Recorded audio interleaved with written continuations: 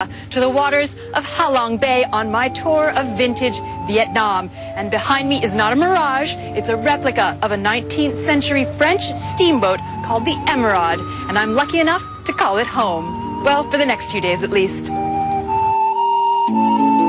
It's easy to run out of adjectives trying to describe Ha Long Bay. Limestone karsts jutting out of azure waters in every direction make it easily one of the most atmospheric places to visit in Southeast Asia. Ships large and small cruise the waterways, but the vibes remain relaxed in an area of geological and archaeological significance. In fact, the bay's been called an open-air history museum that's perfectly preserved.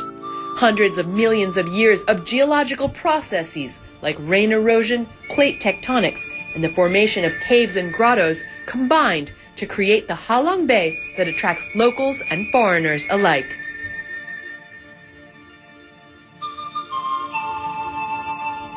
In some of the caves, evidence of what was once a sandy seafloor turned upside down is clearly visible.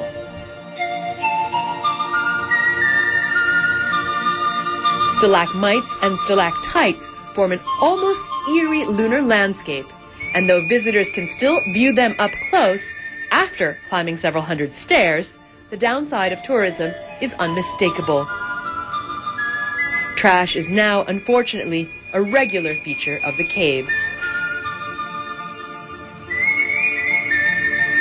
And exhaled carbon dioxide from eager visitors is said to be harmful to the delicate rock formations. The many islets and jagged rock formations aren't just beautiful, they're also useful. In times of war, they prevented naval invaders from landing.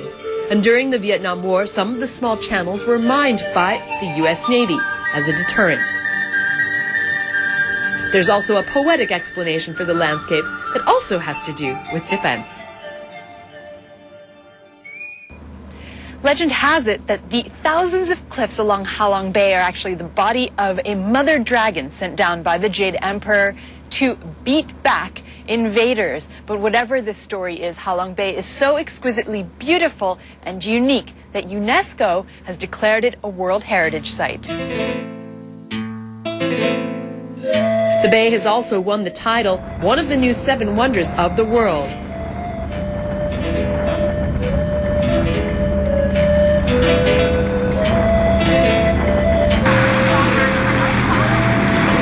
From my perch on the Emeraude, I can well understand why those first French visitors in the 19th century called this the Grotto of Marvels. And while I'm sailing on a replica, those same French tourists had the chance to spend the night on the original vessel.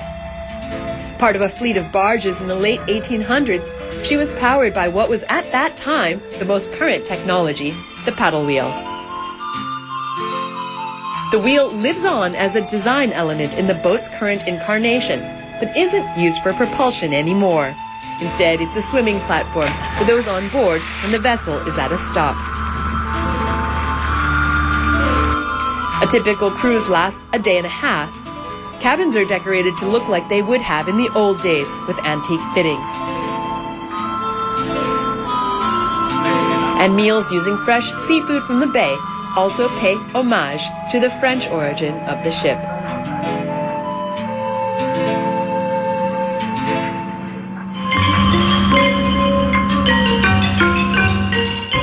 Well, it's time to leave you amid this spectacular scenery in Ha Long Bay. That's it for this episode of Yours Truly Asia in Vietnam. I'm Anasuya Sanyao. Thank you for watching.